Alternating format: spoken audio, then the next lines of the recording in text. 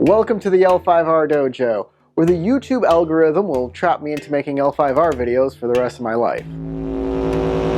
I'm Sensei Corey, and today we're going to be talking about honor, glory, and status. Remember to keep your cubby clean, your eyes off your neighbor's paper, and let's begin.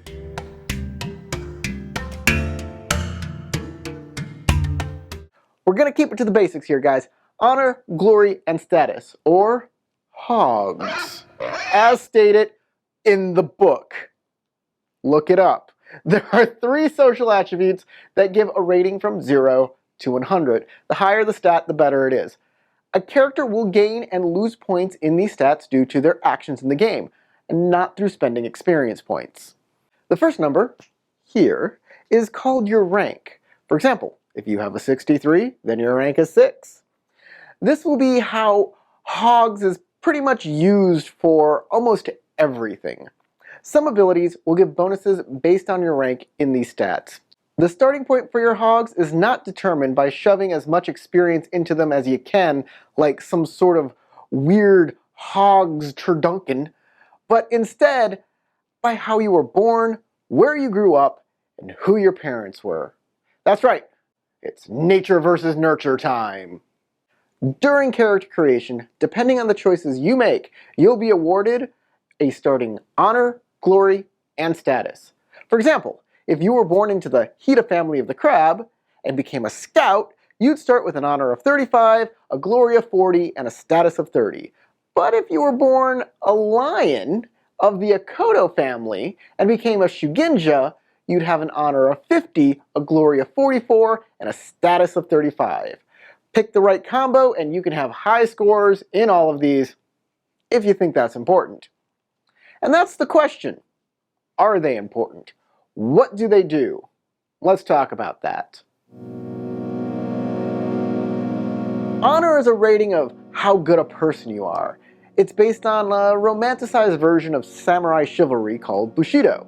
It's made up of 7 tenets, but I'm not going to go through all of them today. If you want me to do an in-depth video on Bushido, please give me a comment below. But in the meantime, it generally means you do good things and you gain honor. You do bad things, you lose honor. In fact, if your character has a very high honor, they gain virtue advantages that show their devotion to Bushido. And if they have a very low honor, they get flaw disadvantages that show their inability to be nice to others.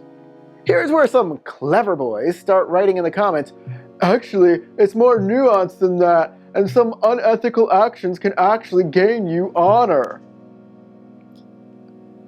Oh, aren't you special? Yeah, it's true. The culture of Rokugan and the definitions in Bushido can be interpreted in different ways. And you can play a character who purposefully skirts this to gain honor in a skeezy way.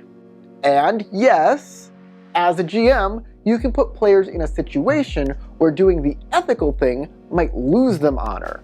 In fact, this adventure right here is all about that concept.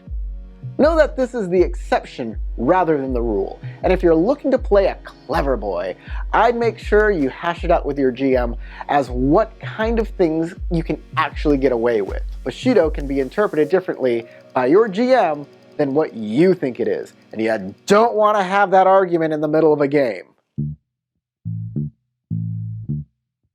Glory is your reputation. Do cool things, people will talk about you. That's kind of it, but not really. If your glory starts to go below 40, you'll be known as well, but for inglorious actions. That's right, in this game, if you are incompetent or do terrible things, your glory will go down. In fact, if you have a very low glory, you'll get infamy disadvantages that show how people generally distrust you. Naturally, if you have high glory, you'll gain some fame advantages. The book specifically states that glory is best described as how much the outside world, especially one's lord, believes the character is a proper samurai. But let's get this straight. There are no rules where spreading terrible rumors or ne'er-do-wells whispering in your lord's ear will lose a character glory. Loss of glory is only a voluntary thing, or at worst, part of a choice between 2 bad options where loss of glory is one of them. Status is a character's station in life, their job and their responsibilities. The more important your job, the higher your status. A person in data entry may have a low status, while middle management has a higher status, and so forth until you get to the person with the highest status, the CEO or president. This is basically the gist. It is a little more complicated by the fact that characters in other clans can't tell you what to do. Just as if you work for Dell, you don't have to do anything the Apple CEO tells you to do. But that doesn't mean you don't respect the Apple CEO.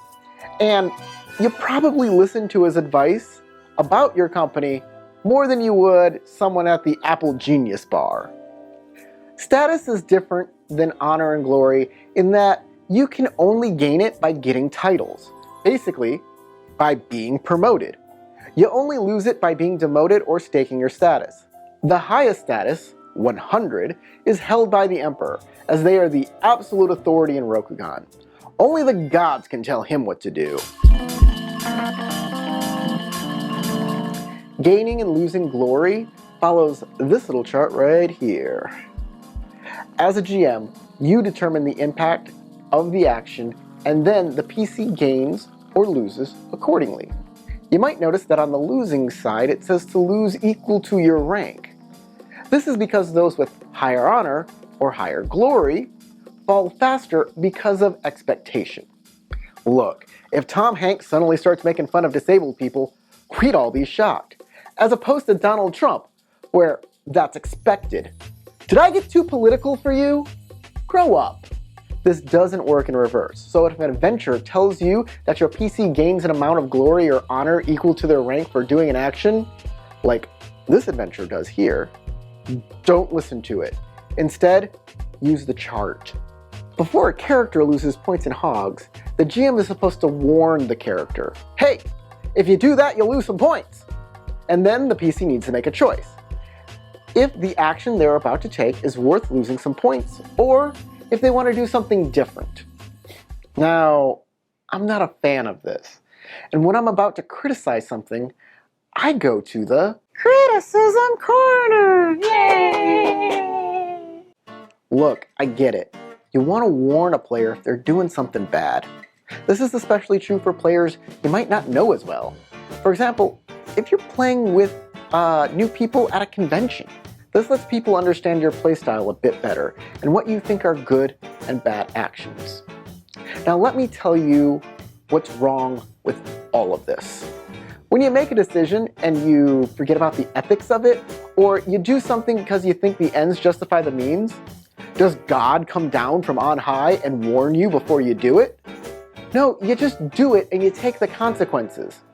And you either keep doing it or you learn not to do it. Having the GM tell you specifically the consequences for your actions is kibitzing. No other action does the GM stop the game and tell you what the consequences are. This is the spice of life, baby! Also, it can make the GM seem controlling.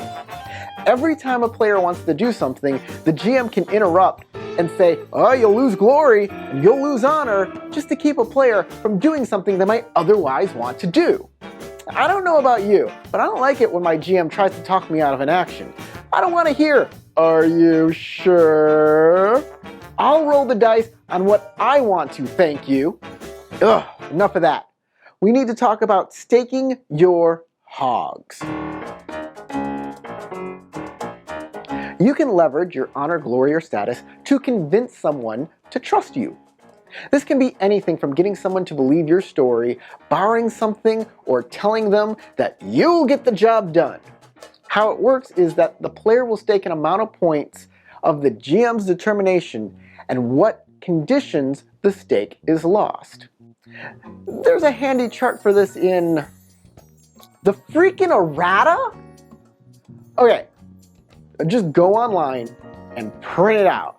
Or, just follow your heart and make it up as you go along. You're the game master. You get to make the rules on this, right? Lastly, a PC or NPC can make a check to determine another player's honor, glory, or status. The book says check page 170 on the art of investigation. And when you get there, there's absolutely nothing there on how to specifically check one's hogs. Okay, alright. Nothing in the errata either. I suppose it wants the GM again to follow their heart and come up with a skill check that they think works. If only we could come up with some rules that would help out a game master. Strictly off the books, see? Welcome to Off the Books, where everything is an optional homebrew. As with all of this kind of stuff, it might throw off the balance of a game, either mechanically or thematically. As the GM, it's up to you to determine what rules fit your game best. First up, the art of investigation and hogs. This should be pretty easy. Glory should be a culture check, as knowing famous and infamous people is part of knowing your culture.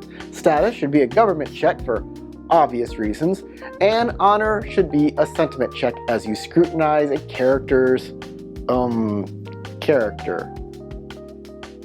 Set the base TN at the target's vigilance, but add some modifiers based on circumstances. For example, if a character has fame or infamy traits, lower the TN for knowing that character's glory or status by 1 for each. If it goes to 0, I just assume that everybody just automatically knows who that person is. It's obvious. Honor is a little different, especially if someone is actively trying to hide their honor. If someone is doing that, change the check to a contested one, sentiment versus courtesy. Now I'd like to change tack a bit and talk about glory as a measure of fame. As they say, fame is fleeting. Some people only get their 5 minutes and then are forgotten forever. Previous versions of L5R had rules that if you didn't continue to do great actions, your glory would ebb away. I'd like to propose something similar, but something simple. For example, for every week a character did not earn glory, they lose 1 point. This continues until they die or retire, in which case their glory becomes locked in the history books. Until, they come back out of retirement or come back to life, which isn't unheard of. I think that's it for honor, glory, and status. If I missed something or if I got something wrong, be sure to leave a comment and I'll correct it in the next video. If you found this video helpful, it says in the rules to click the thumbs up button. And if you want to know when the next video will come out, subscribe and bell. If you want to support this channel and find more L5R content, including some homebrew rules, adventures, and NPCs, come check out our Patreon. Leave a donation if you're able. Here are this month's patrons. There they are.